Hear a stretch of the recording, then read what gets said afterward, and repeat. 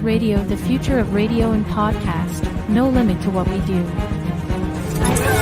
iAccess Radio, WIAX, the future of radio and podcast. No limit to what we do.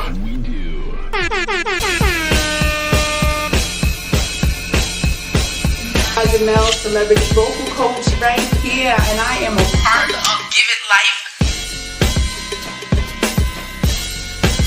And ratchet, and real extra ratchet, raunchy ways. That'll be everywhere, like. Yes.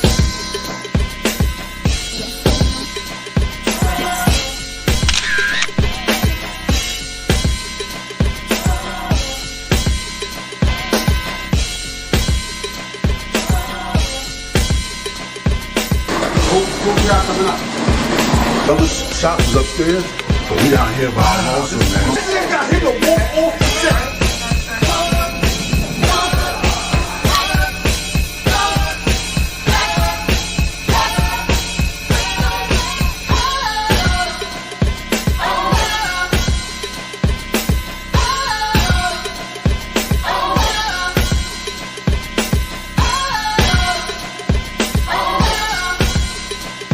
We leave that up to Rito.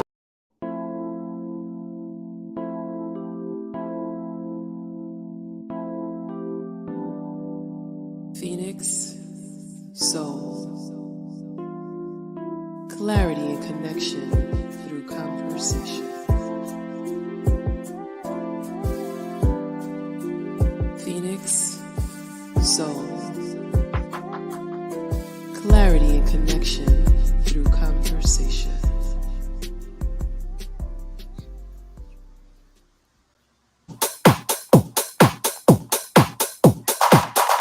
Hey!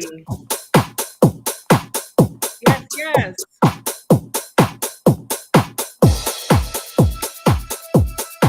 Good evening, everyone. Welcome to Phoenix Soul Podcast. I'm Yaz HURSTON, and you're listening to one of the best podcast show at, I would say, iAccess Radio, the future of radio and broadcast. There is no limit to what we can do. I'm Yaz HURSTON. You're listening to Phoenix Soul, conversation and clarity through communication and clarity through conversation. I don't know what's going on with me today, but clarity and connection. Thank you, Al. Al is like the best. Big shout out to the best engineer, my producer in the world. I produce a lot of different things, but I need producing, and want to give a big shout out to Al for that. Phoenix Soul, clarity and connection through conversation. Big shout out to TC Worldwide, TC Beats Productions, for being the entity that gave me my theme music. So if you heard that music coming in, that's my son, TC Worldwide, and be on the lookout for him because he's about to unload some really cool, crazy, fire, funky stuff that I'm sure that you all will like, and I will make sure that you all hear it, of course. So I am live and I am remote, and I don't know what's going on with my I don't know what's going on with my camera here, but I'm gonna try to stay really still because if I move, then it'll get really blurry. So let's work on it like that. Let's understand our role here. So if you wanted to call us, you could. And many people don't call us that often. They send a lot of messages, they text me. But I really want to encourage people moving forward to feel free to call us. And you can call us at 347-708-0216. That's 347. See, they even text me during the show. 708-0216. So alongside with my son creating music, my youngest son, so that son who did the music, he's 23 and he's TC and he's an artist and he also is into real estate. And he is also the tallest of my sons, but he's also like my ride or die and my rock. Both of my sons are, but I know I don't spend a lot of time talking about my oldest son. That's because my oldest son is like that incognito guy, but when he represents, he represents. So, like I said, he's dope and get ready to listen to more of his creations. But I also want to share that my youngest son turned 21 yesterday. Woo! So now I am a mother of 2 grown men. Does that mean you get kicked out? Does that mean you can't ask me for anything? No, that does not mean that. But what it does mean is that we've stood the test of time and they made it. And it's a shame that you have to say that these days. But we've been able to be successful between now and, for at least 21 years. So that doesn't mean, and that does not mean I'm going outside now that I'm going crazy because I'm empty nesting. What it does mean is that, I just feel like an extra strength of accomplishment. I know he felt a big deal, but I felt like it was a big deal too for me to be able to say that, when I give birth to somebody, they lived outside of me, for 20 something years. That's a big deal because sometimes, we don't think about it like that, but yeah, they were able to survive and keep it going for that many years. Hopefully in the next couple of shows, we'll have a doctor on to talk a little bit more about that connection, women having children, as well as other steps in women's lives. But lo and behold, I have an incredible, incredible guest with us today. Let me read a little bit about who he is. Let me just say I had an excellent, excellent time every time I go out with him. As far as meetings, we always have a wonderful time and we're always productive. So, and I think we met like about 3-4 years ago.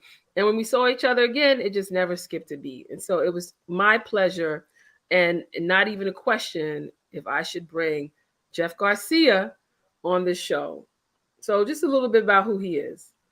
Jeff Garcia is an accomplished entrepreneur with various business interests in New York City. He is the owner of Mon Amour Coffee and Wine in Kingsbridge and one in Yonkers, New York. Formerly co-owned Waiza Pizza. I'm sure you're going to correct me, Jeff, when you get on. A Washington Heights artisanal pizza shop. He is also the former owner of financial services company and Associated Hubs, which provide remittances and other services to the immigrant community. Jeffrey is currently the president of the New York State Latino Restaurant Bar and Lounge Association, helping the association get up and running, focused on bringing equity, equality, and inclusion to the industry. Jeffrey guided his membership through the unique challenges of the COVID-19 pandemic and continues to fight for his members. COVID provided Jeffrey and his partners a chance to provide fresh cooked meals to thousands of seniors through a partnership with the New York City Department of Aging, DFTA, and then with Department of Sanitation under the Get Food program. Jeffrey sits on various advisory councils and commissions. He was appointed by Governor Hochul to the ABC Law Reform Commission. We're going to learn more about that. He was also named to the New York City Mayor's Small Business Advisory Commission. He is also part of the Small Business Services, SBS, Cannabis, New York City Advisory Council. And wow, that's a cool council. And was an ambassador for the New York State Governor's COVID-19 Neighborhood Outreach Program. Mr. Garcia is the co-founder of the Latino Cannabis Association and served as its first president. Jeffrey helped the association get up and running, focused on bringing equality and inclusion to the cannabis industry. Mr. Garcia is also retired as an NYPD first grade detective with a noteworthy career. He is married to Yahira Garcia and his 4 children, Brittany, Mia, Lourdes, and Maximiliano. Okay. So I think I've given you a little bit about how great and how dope and how fantastic Mr. Jeffrey is. But why not just bring him on so you can all meet him? Everybody, ladies and gentlemen, brothers and sisters, Jeffrey Garcia.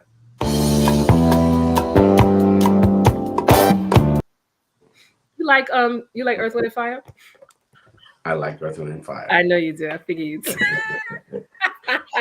You and I went over all these different songs that we liked. And there was that one song at right. You really like that? You really like it? Yes. I downloaded it as soon as you told me. I just can't remember the name. I know it was Bet You Wouldn't Hurt Me. Yes.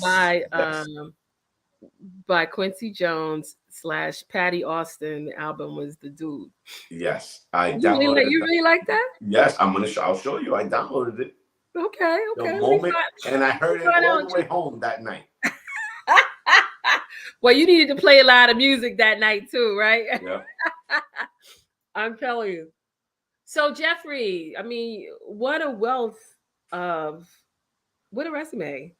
Well, thank you for that introduction. You're so kind. I just read what you gave me, bro. I just read what you gave me. First, let me get this right. Did I pronounce your wife's name correctly? Yahira. Yahira. Or Jahida. Yahira, Yahira is with the English twist. Jahida. What does she like to be called? Jahida. Jahida? Yes. Okay, that's what's up.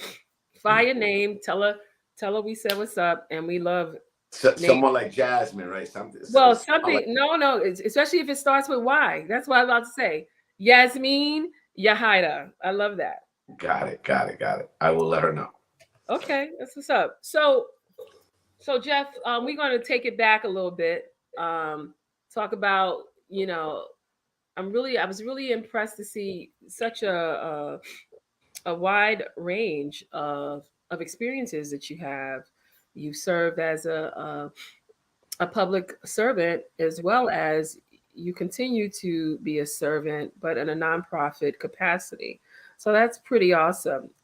Continuously advocating for people's rights and protecting people's rights is probably something that you're not far from in understanding what to do and how to do it. So you representing all your various organizations, that must be pretty easy. Why don't you tell me a little bit about yourself and where you, your background and your upbringing, and what made you go into the NYPD? Maybe we can start off with that. Well, thank you, Yasmin, again, and really appreciate, the color you gave to my introduction. One thing is just reading, but the color and, how you've mentioned that every time we do get together, we do have a great time. And, we met a while ago, and then we kind of went our own ways for a little bit. But then when we reunited, it almost felt like that first day that we got together again, and as of late, we've seen a lot of each other. We're working on numerous things together. So, really, really happy and really appreciate you. My name is Jeffrey Garcia, born and raised in Washington Heights. I am from Dominican descent. I was raised around the area of Dykeman Street. Wow. Single mom, didn't have, a lot. My father did the best he could. He was out working, doing his thing. My mom had to deal with me and my brother, as a single mom, trying to make things happen. We were on public assistant, lived in a 1-bedroom apartment. And it was tough, and she was tough. She was very tough. I mean, it's what kept us in line. And growing up in the 70s and 80s, there's a lot of things that could have gone the other way. Yeah.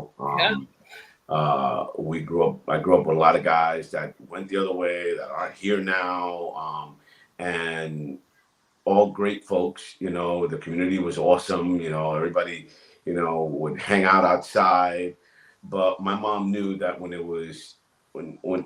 that time hit, it was time to go upstairs. It was time to do homework. It was time to focus on the things that were important, right? If you wanna get ahead in life. And I appreciate it. My mom died in 2009, so young. She was diabetic. Really didn't take care of herself much in terms of diets and stuff like that. She was a school teacher, my teacher's assistant at PS 28 in Washington Heights by Columbia Presbyterian. The kids absolutely loved her there. Her peers loved her. She was really amazing. She just had that unique touch with kids, and she worked with kids with special needs. So that made her extra special, right?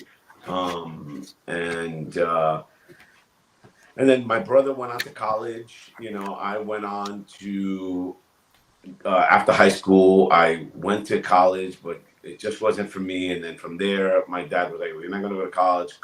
He had retired to Dominican Republic, opened up a restaurant." I lived out there. But prior to leaving, I had taken the test to become a cop because, I saw numerous folks in my neighborhood become cops. My cousin, who was like a brother to me, always like a brother to me, became a police officer. And, I looked up to him. So I followed in those footsteps. A lot of my friends who didn't still looked up to, that path. And we would still say what's up and show a lot of love. But I went to Dominican Republic. By the time I was out there around 6 months, I got a call that, I need to come back, that they're going to start my, process. So I came back, and then obviously you don't go in right away. It takes some time. And I got into retail. I worked at the Gap on 34th Street. I opened up that store as an assistant manager in that store. And that was my retail career. It's funny, I was making more money there than when I got into the police academy. So I thought about it before I left. I was like, damn, I'm going to take like a $5,000 pay cut. But yeah. But career move wise, everyone worked on 34th Street or that Gap at least once in a while. Oh, yeah. So you opened that one up, huh? Yes, it's no longer there. It's no longer there. But that was their flagship store. Remember, that store was huge. Right. I think it was 58,000 square feet. It was huge. Had 2 levels. It was amazing. And to open up that store during that time was really awesome. So I finally did get the call in 1994 and then left to the police academy. Wow. I became a transit cop. So I was in the police academy in Brooklyn, Gold Street. And that was, again, a very unique experience for me. It was amazing. I ended up graduating top 10% of my class there.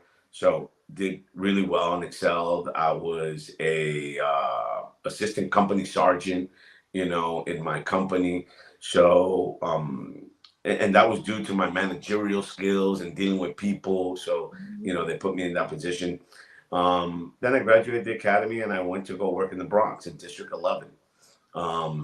That train line, working 8 at night to 4 in the morning by yourself, mostly.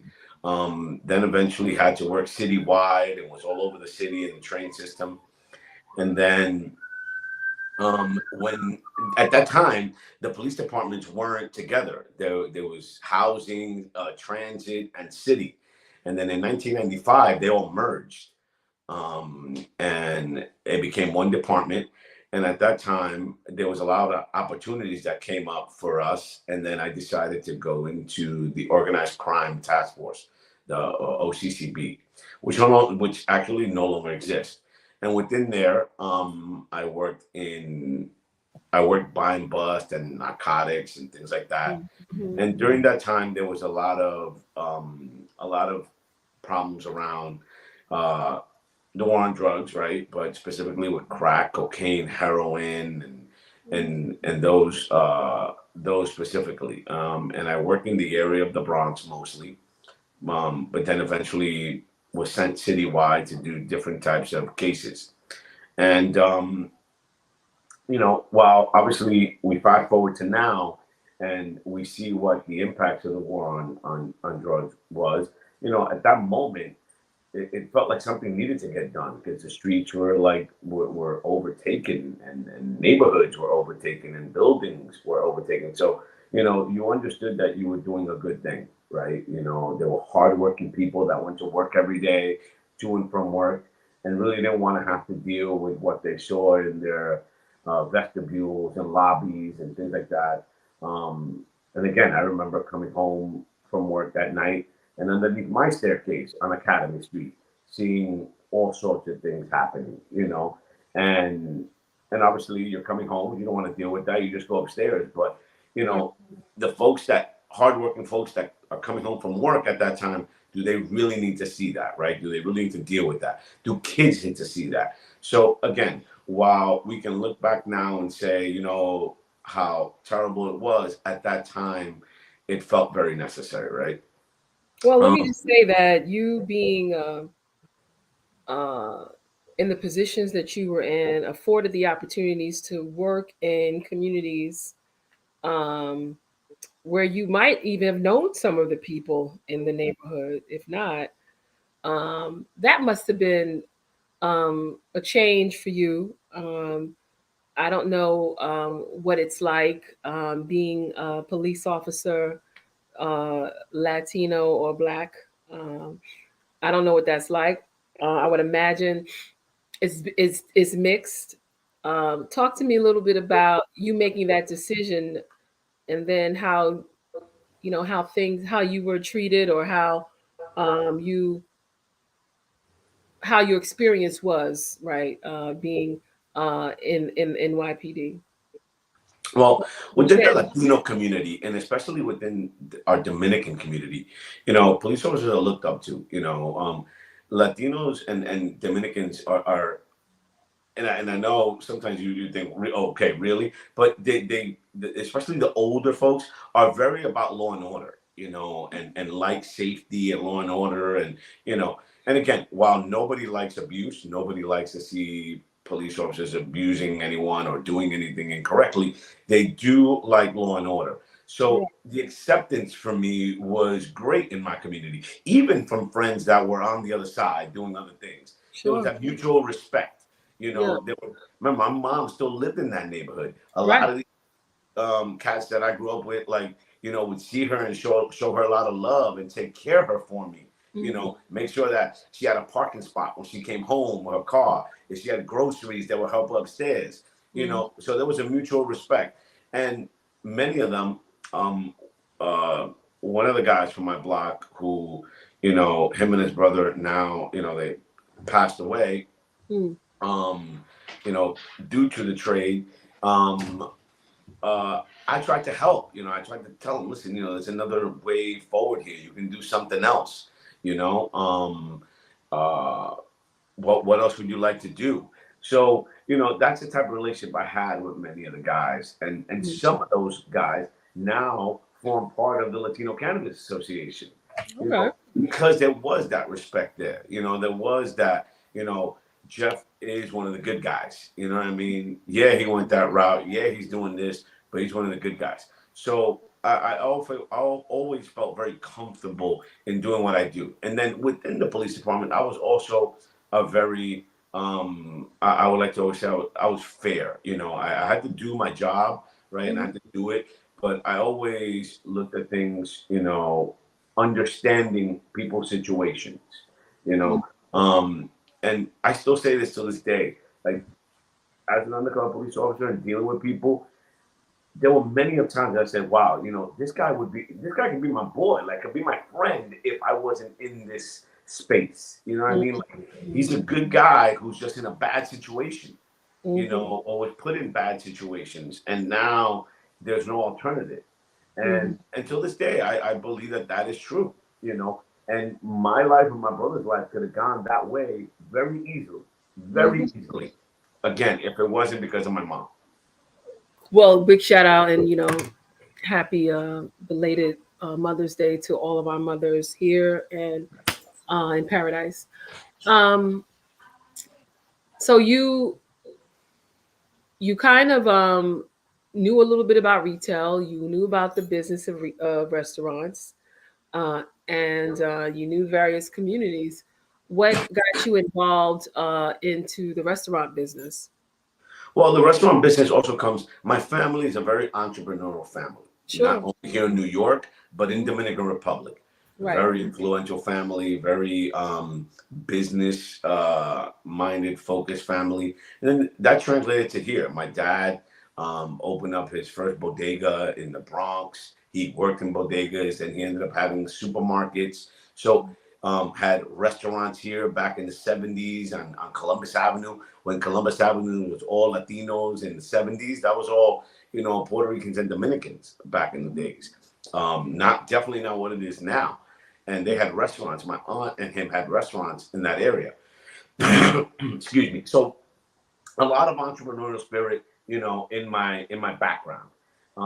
So upon retiring from the police department, you know, I know that that's something I've always wanted to do. During my time in the police department, my cousin and I bought this business.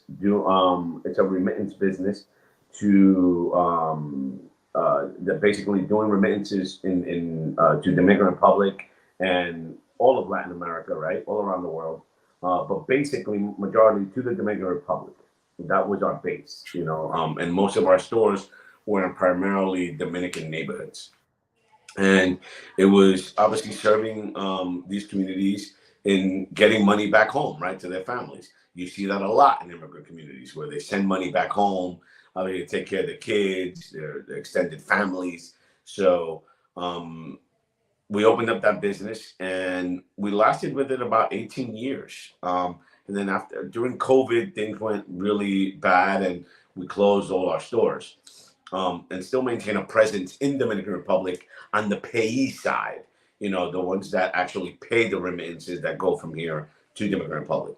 So, but that, again, that entrepreneurial spirit led me into the restaurant industry right after I retired. Because again, it's something I've always wanted to do. I had a space in Kingsbridge that I've had since 2006. That was one of our remittance stores. And a buddy of mine, one of my high school friends who I've known for 30 plus years, was like, dude, why don't we open up like a little wine bar there? Or a burger shop. You know, the area was up and coming. We kind of saw the vision. And during that process, him and his partner at the time were like, you know what? That sounds great, but we've been going around like Brooklyn and other areas. Why don't we do coffee during the day? Because obviously, you know, we pay rent all day long. Let's do coffee in the morning. That can probably get all our expenses paid. And then anything we do at night is extra. And that's exactly what we did. And that's what led to the concept Mon Amour Coffee and Wine, right? It's a Parisian style cafe, very beautiful in the Bronx, that is now run by my wife, Jahira. And she pretty much takes care of the day-to-day there. And that then led me into the Restaurant Association. A gentleman from the Queens and a lady from Queens, Elvis and Aurelia. I met them through other networks, and we sat down, and that's how this all got started, the Latino Restaurant Association. And we'd all bonded around one particular issue at the time, and it was hookah.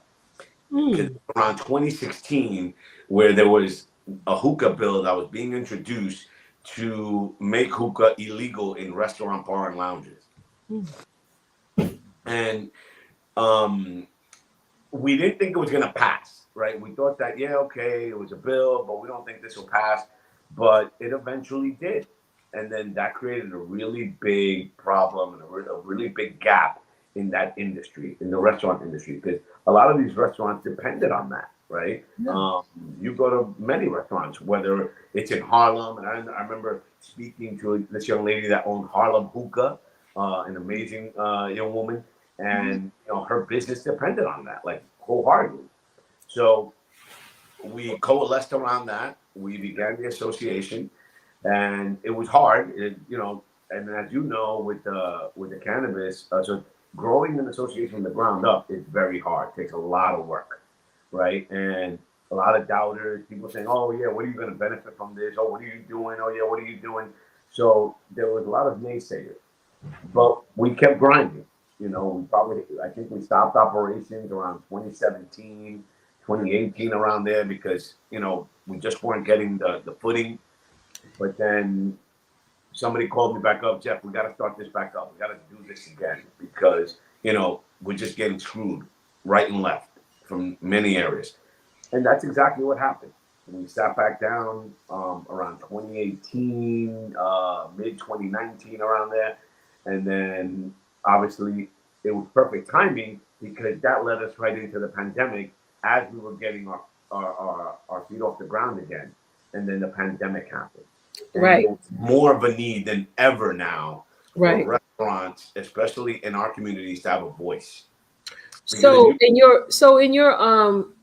your need to organize and to probably make sure the voice that there's a voice for the restaurant that you work with. In addition, I'm sure there's some cost savings analysis that was done after a while. Why the need? And you best explain this. Why the need to have a Latino based restaurant, lounge, or bar association, as opposed to just regular? Well, because there were those other regular ones existed, but they weren't for us. There was a National Restaurant Association. There was another New York State Restaurant Association. And even at that time, I think the New York City Hospitality Alliance already existed. But a lot of these associations, we really didn't know about. They weren't for us.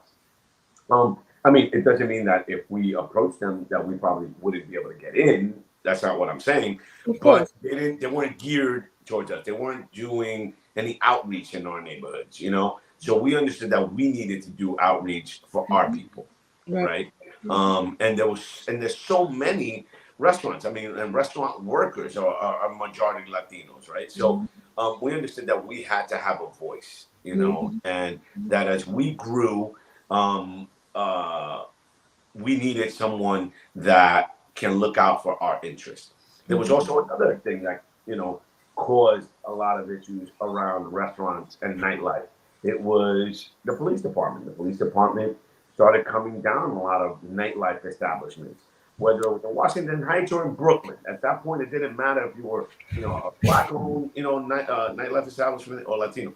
They were coming down in our neighborhoods disproportionately to other neighborhoods. And we understood that there was a need for us to have this association. There were a lot of these march operations going on around the city, which is where the police with SLA and Department of Health, the fire department would just come in, turn on your lights in the middle of the night, in the middle of your peak hours, and be like, okay, we're doing an inspection. Now, they're going to say that it had to do specifically because of bad behavior, 911 calls, 311 calls. And in some establishments, listen, maybe it was needed, but that wasn't the overwhelming feeling, right? It felt like it was something that was being done to disproportionately impact a lot of these businesses. So we coalesced around that too. And then giving my experience with the police department, I was able to navigate that. And again, am I sympathetic to the police department in certain instances? Yes. But I also understand, again, that there are cops that are just a little overzealous, that, just want to be too much out there and are not willing to listen and understand the neighborhoods they work in. So I think that we've been very What helpful role with did you play? So, what role did you play, given that you had a background in law enforcement when it came to situations such as that? How do you see your role benefited the overall process situation? Well, I used the fact that I had an excellent career, right? I was well respected within the ranks. I knew a lot of people in the higher ranks, you know, going all the way up to the police commissioner, but knew people along the ranks, and I was able to call people and ask them to listen and, you know, and understand a particular restaurant or nightlife or something. Okay, what's going on there? How can we mitigate issues? So that I understand, so that you don't have issues. Because listen, the last thing these precinct commanders want is problems in their precinct, right? Because they have to deal with the community and the community boards and all these other things. And I understand that. And again, that's why I think I look at both sides and say, wait a minute, how can we both work together here to fix this? And I think that that's where I came in, or I still come in very helpful here. And is being able to understand the nightlife establishment and what their needs are, while understanding what the police department needs are, and how do we work together. Oh, wow. So fast forward, because we now involved in a situation where something for so long had been deemed illegal by government, law enforcement agencies, so forth. Um, you got involved and was interested in this plant, and that was on you. But along with you getting involved, you found a need also to form another coalition. Tell me a little bit about your introduction to cannabis. Well, my introduction to cannabis comes since I was a kid, right? You know, and growing up on Dykeman, on Academy and Post. It was known as, you know, weed capital of New York City, of the world. I mean, I remember seeing cars from Massachusetts, Connecticut, New Jersey, Delaware, like from all over the place, going through my block to pick up, you know, weed. Um, Again, fast forward to now, my brother was a big consumer of weed.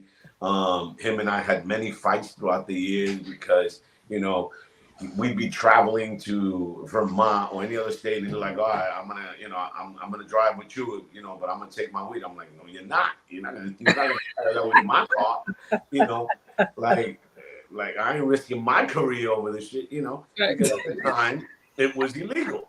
Right. No, right. And Getting stopped is not good. Yeah, and sometimes state police or other states aren't always going to be as friendly, right? So the last thing I want is an issue, and that would have been really bad for my career, you know. So we always got into it, and you know, now we talk about that, and he's like, "Oh, look at you now," you know. But Right. thing I digress back to is that it was illegal at the time, Right.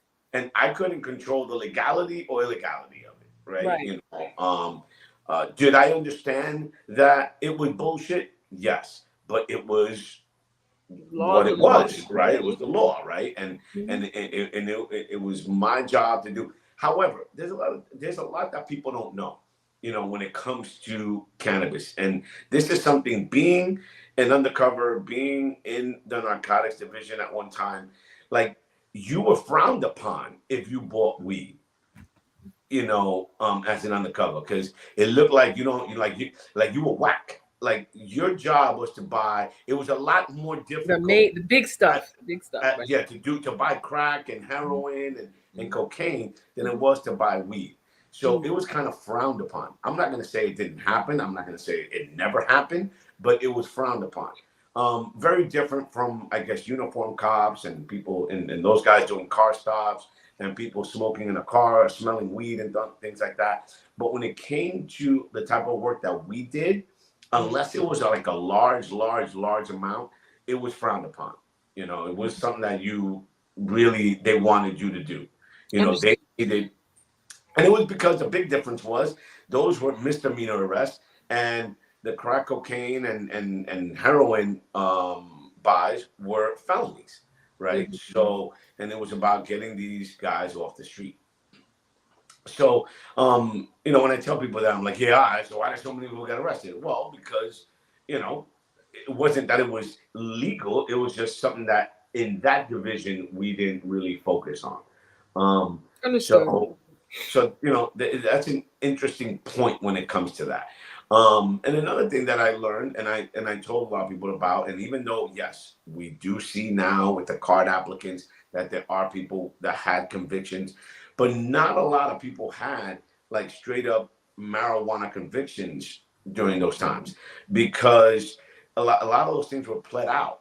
Whether it was ACD, whether it was, to trespass or a lesser charge. And obviously that's why they had to make those changes when they did it, and when they did the card program, because if not, they probably wouldn't have found Anybody. even 100 people Right, do right, a weed conviction, right, especially here in New York. right. Um, So when so you were introduced, or you made the full circle, I guess, to this, did you start an organization? Did you start a company? it was a 501c4 Oh, I mean, did you start nonprofit. no, but did you start a for-profit first? Did you have any No, interest no, in no, no, no, no. The no, everything that we did with the LCA was coming from a nonprofit, non-profit? um, and then involving a lot of the same business owners that were in the Latino Restaurant Association. Oh, Because as I started talking about acted at one time, these were folks that at one time um, were impacted by the war on drugs, directly or indirectly, right? mhm. And I didn't know this, right? Some of them I know about, but I didn't know this. So I went to the folks and said, listen, cannabis is now legal. You can qualify for these licenses based on your impacted story. And this was before card came out and all that. It That's right. was you Just can talking about it. Yeah. and understanding the MRTA, we understood that having business experience was going to be a big part of this. That's right. So we put those two together, business experience, people that were impacted. Why don't we start forming an association and looking to see how you guys could get into the legal market, right? And that's how the whole How were association you received when you were spreading that message? initially, I didn't get a lot of drawback. But then as we started growing, as we started coming out more, as I started coming out more, as I started using a lot of my resources that I had from the Restaurant Association, yes, things got very difficult. Obviously, former law enforcement, not understanding my whole story, where I came from, that led to a situation with an activist group that not funny enough now, because you know what, I think that we've developed a mutual respect, and I'm still learning. You Yeah. know, I get on calls with them frequently, once or twice a week. Prior to coming on the show, I was on a call with them. Okay. But there's a young lady, Pilar from Harlem, which I think I you know. know, I know Pilar. who came after me strong. And you know what? I Really? can't blame her. At the end of the day, hindsight now, I can't blame her. Like I understand where she's coming from, and I understand how that can look. So, I've learned a lot from her. I have a lot of respect for her and the work that she's done to get cannabis and the legislation to where it is, her and others.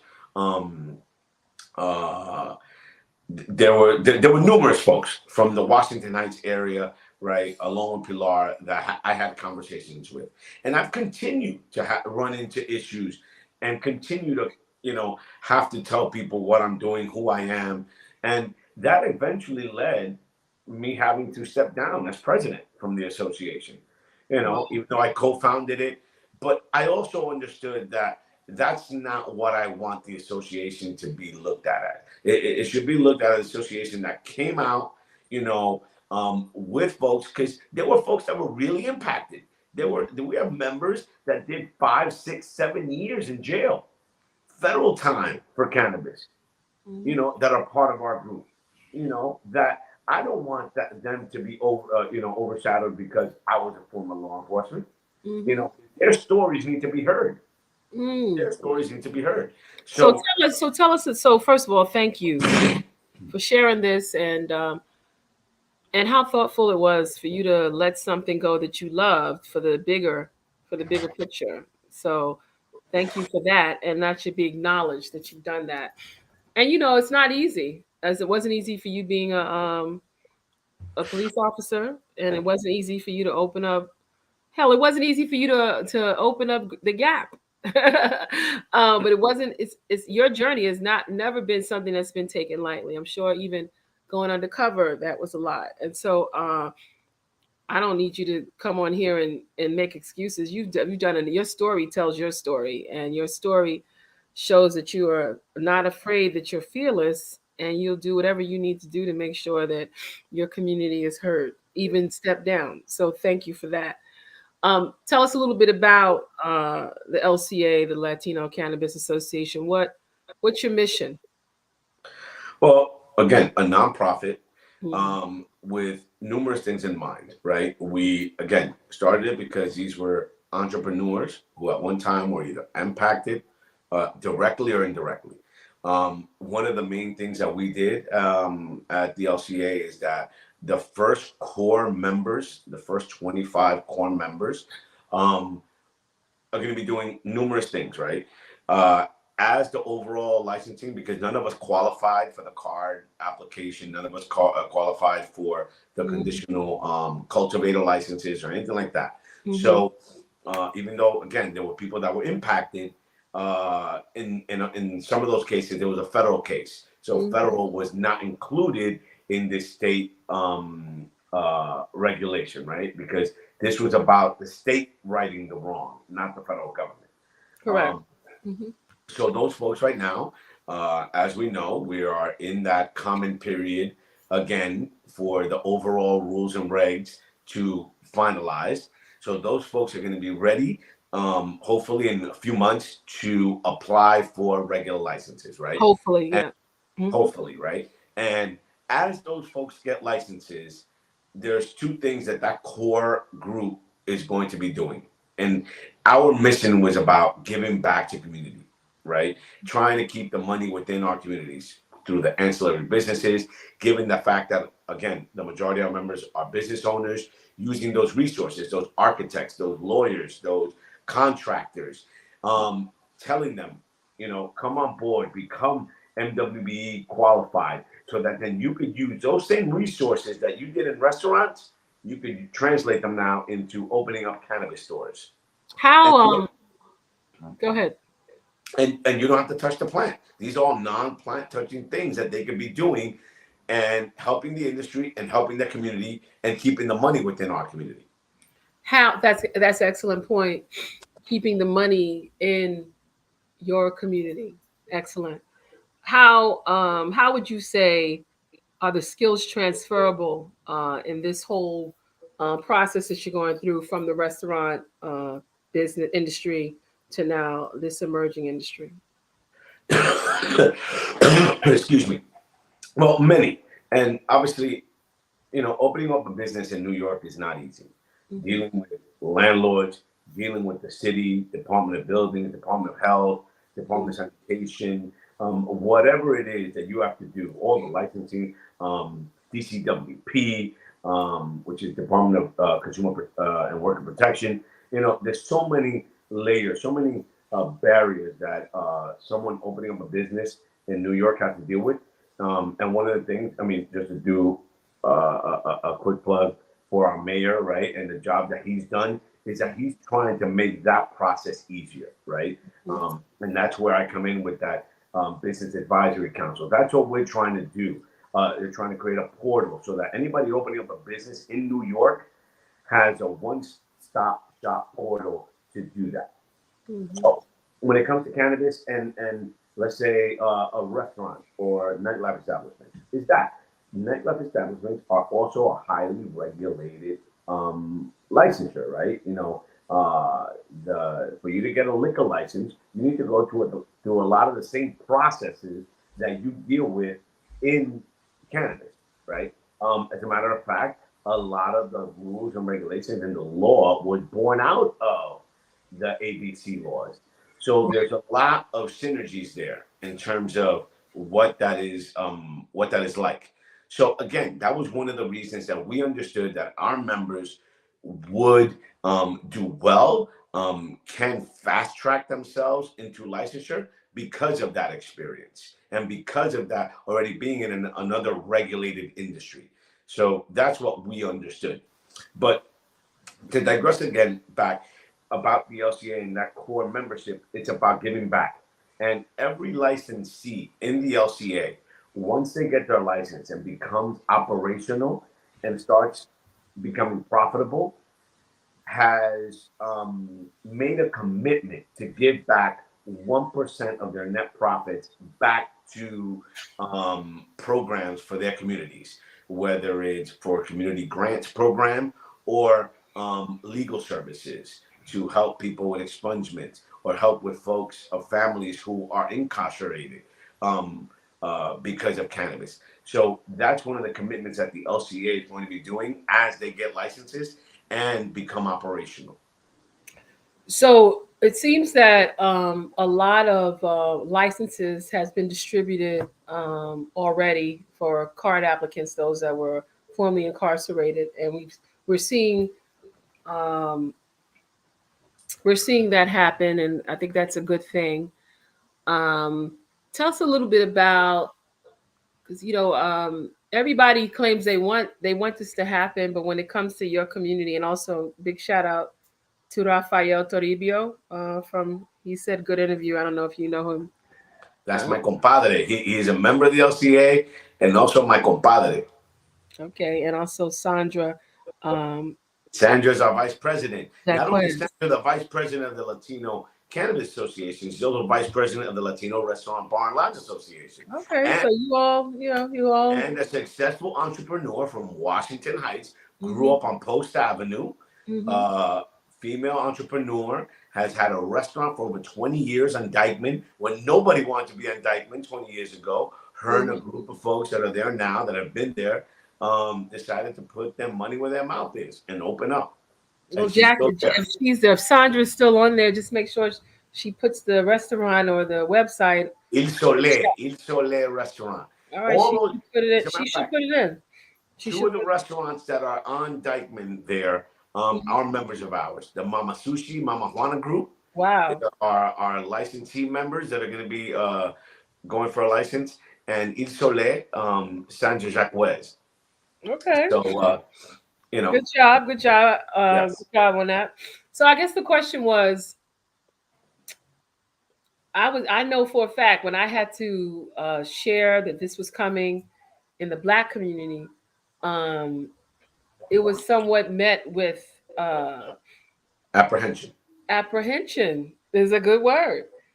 And I think your community, the Latino community, is worse. The same or worse. Yeah. I think it's a little worse. So tell me a little bit about your experiences, because it's not even about you being a law enforcement agent. It's just people realizing this is really happening. So tell me about that.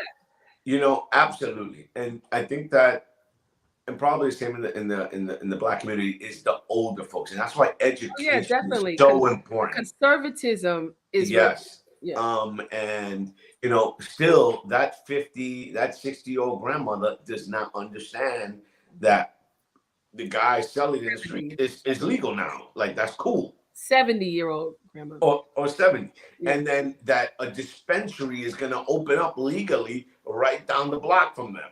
No, it's very hard for them to grasp that. But why we need to do a better job there, not just the community, but the elected officials, is because those are the folks who vote. And at the end of the day, those are the folks who have the power with the elected officials, is the ones who vote.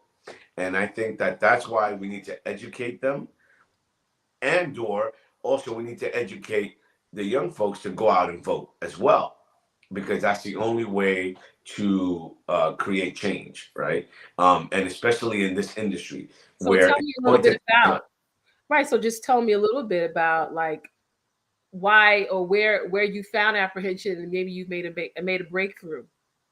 Well, and being out there on in Telemundo, in Univision, a lot of that older Latino community has seen me speak out on this. Remember, and then a lot of them know me from the restaurants. So now they're hearing me talk about cannabis. And I think this is the word I use often. You have to have trusted messengers to put this message out, right? I believe I am. I believe that I've spoken to many of these folks on a one-on-one basis. We did one community event up in Washington Heights. We're looking to do more, right? But I think that that's what needs to happen, is that we need to communicate. Trusted messengers need to come out and say, you know what? This is what legal cannabis will look like. It's not going to be what you've seen all your life. It's not going to be that under the staircase, in your building, hiding. That's not what we want. This is how it's going to look like. It's actually going to be better. It'll, now kids won't have access to it the way they did, 20 years ago, because you have to be 21 and older. I think they need to know this. They need to understand this. You and I think we both characterized, we were at an event a couple of evenings ago, and we were talking to somebody who had felt like, wow, like, is this real? And I think we both kind of said it is real, but the term that we've all been hearing, and I think we all have used, is it's like building the airplane while it's flying. Yes. Right? Yes. Talk to us a little bit about what that means and how that has impacted your relationships with the applicants as well as in government. Well, building the plane as we fly means just that, because everybody's doing that. Government is doing that, because even though it's been around for some time, right? From Colorado to California, nobody has done it like New York. Nobody has tried to do it as well as New York is trying to do it. Nobody has done it with social equity in mind the way New York has done it. So that's been difficult. It's been challenging, right? Because in other states they just opened up and and it's a free for all, right? And we all see how successful, unsuccessful that's been, right? Because again, the people that were most harmed aren't the ones benefiting from this. And that's what we're trying to make sure happens here, right? Is that the people that were most harmed benefit from this. And are we getting it all right? No. Is there work to be done? Yes. I was on a call earlier. I know you just had him on. We believe wholeheartedly in Chris Alexander, the executive director. He is a hardworking man. He really has his heart in the right place and wants this to do well. I know in every conversation I've had with the chairwoman, right? She as well. And I just think that, again, the OCM as a whole just needs to come out more, talk more about what they're doing, be more transparent, talk to the community, have trusted messengers out there talking to the community. Another person I think is doing an amazing job, and she's amazing in her own right, is our own cannabis czar here in the city, right? The founding director, Sheila Dawson, an amazing and knowledgeable person in the industry. And I think she's another one that, people listen to her and you're like, okay, I got this. All right, this is not that, it's this. So I think that's what we need more of. Just more trusted messengers out there to help continue building this plane. So recently there were a few more applicants that's come out. There's also growers that are that have been grandfathered, and now there's an opportunity for for more applicants to come out. But the main question that people are asking, Jeff, and maybe you have the answer to this, is where's the money? Where is the money? If I had the answer to that, I'd have a lot more money. You have a lot more money? Okay.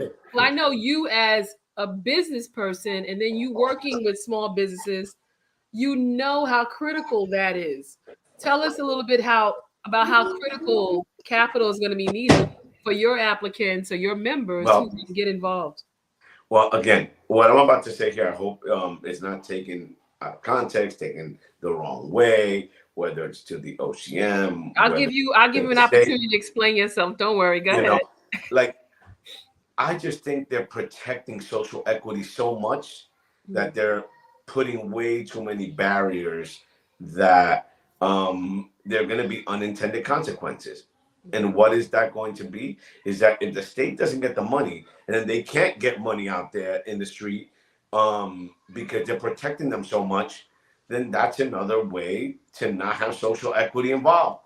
Because, like I've said, once the regular applications open, white people will be able to get licenses too. Other than black and brown folks, they will be able to apply.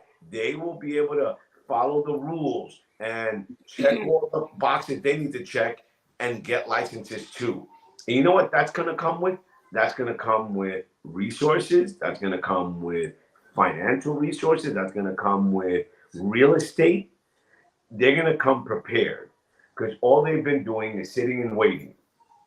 And because the state doesn't have the money, and they've created so many barriers of entry for people with money to come in, and even social equity people, because we know black and brown people have money too.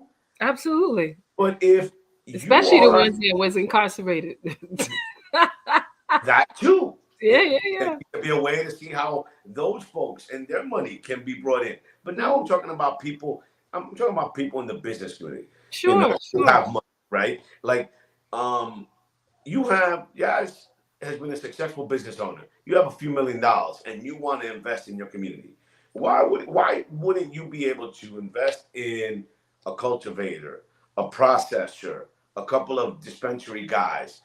It doesn't mean that you're going to go and take their business away. It doesn't, because I think that that's what you have to create the guardrails, but not the barriers. The predatory process versus just real sincere business Absolutely. investment. Again, I think that you have to create the guardrails without creating barriers. Well, this is interesting. I love that analogy. And this is a paranoid industry, right? And it's paranoid all over. It's paranoid when it was illegal. It was paranoid. We was telling everybody like, no, this can't be true. Like, people did not believe us when we were saying this is going to happen. And it's paranoid now. You finally get your business and everybody wants to keep it real and maintain their business numbers, but then don't want to, don't understand in order for them to be successful, they're going to have to receive dollars. So that the trust factor is just real. I'm sure that the LCA has been playing a role in how to address this trust. Why don't you tell us a little bit about that? Well, we definitely understand that there are people with money out there that want to come into the market. How do we bring them into the market, right? In a way that they don't seem predatory, but they're protecting their money, right? And how do we get them in and get them diversified as well? Mm-hmm. And that's another barrier of entry, right? That, again, do I understand that the two-tier system is the best way to do this? Yes. But just because you invest in multiple licenses doesn't mean you're going to impact what those licenses are doing. And I think that that's what I'm trying to say. Like, you can create the guardrails, but don't make it a barrier. Make it okay that you have that you have that investor. Well, you clearly delineate what that investor can and cannot do. And unless it's clearly delineated what that investor is and isn't, then he would not or will be able to invest. And that's what I'm saying. That's where you create the guardrails without creating the barriers. And I think that that's what we need to start looking at and allowing some more money to get freed up in this industry. Because if not, the ones that are going to be hurt the most are social equity applicants. Because once you open up that overall licensure pathway, everybody will be able to apply. Everybody. And people with the most resources, with the least issues, will be the ones to first go to market. And that's what we need to be, is first to market. Obviously, we see now that the ROs are going to be able to get into the market a lot sooner than originally anticipated. Why? Because it seems like the state has to do things to generate this money now. Well, you guys also got a whole bunch of of weed that's been grown that hasn't been moved unless they've been really moving. That's it. Well, see, that's another issue that we're going to get into now, right? It's this bill, right? This crop bill that they need to find a fix for. That's another thing. Like I and a group of advocates that we're talking, you know, people, Canna Bronx, Pilar, and other folks. We understand that while they need to help out those farmers, right, who they told to go out there and grow weed because you're going to have a place to sell it, and they don't have a place to sell it, yes, we need to find a solution for them. Whether it's giving them money to turn it into distillate, right, and then that can be turned into alternative forms of THC, whether it's gummies, vapes, or whatever, yes, we agree with that. But we don't agree that those folks should be allowed to sell that now. That there should be a mechanism or a process in place where that product then gets to those conditional card applicants, right? Let them sell it, whether it's through pop-up shops, listen, I'm one that, you know what, they start giving them these products, many of our restaurant owners would probably let them use their restaurants as pop-up shops on their less busy days to go and set up shop. You know, there's another industry that said that I've spoken to a few that said that they will give up their locations. People that do taxes. Obviously, they close their businesses after April 15th, but pay rent all year round. Seasonal. They'll let them use those spaces, right, to do pop-up shops and be able to sell those products. So now you have the growers getting their product out, the card applicants getting this product, and now starting to generate revenue. And you know what the state should do instead of giving out free money? How about lowering the taxes for these for that group, right? Lowering the tax so they can be able to sell it faster, right? Still collect some tax, but you don't have to give out money, whether through grants or free money. You're letting people work and generate money.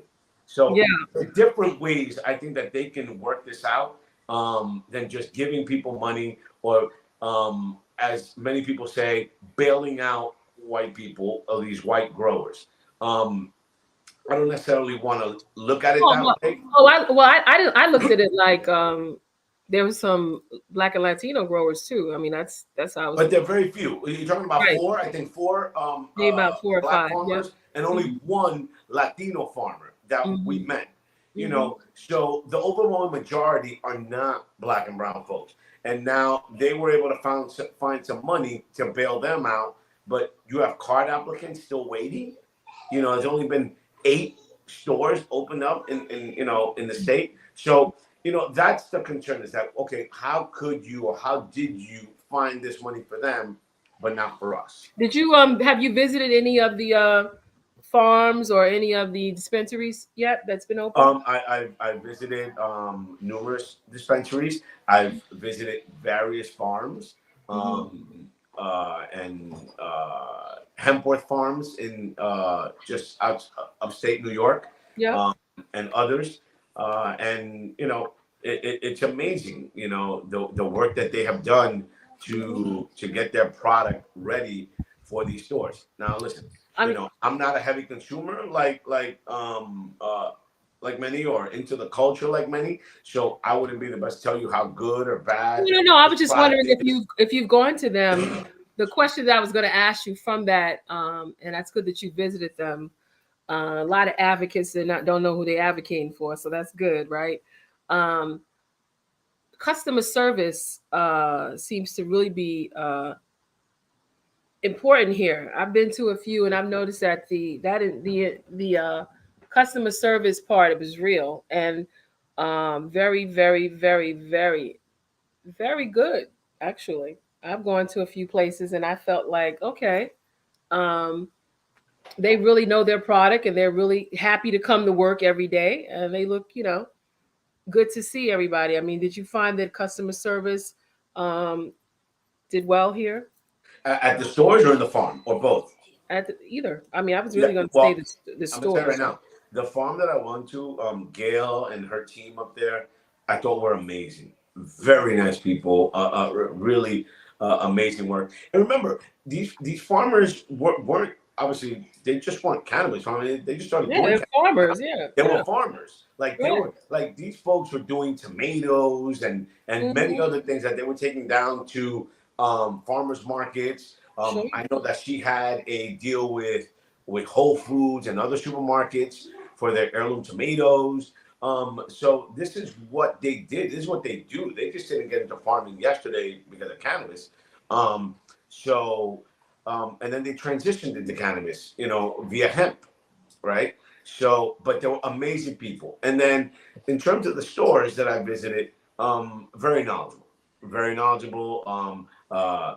Great presence, Mhm. make you feel comfortable going in there Mhm. to buy. Now, I visited probably more stores outside New York City, obviously because of the limitations on stores here. Like I visited stores in Boston, California, Tulsa, Oklahoma.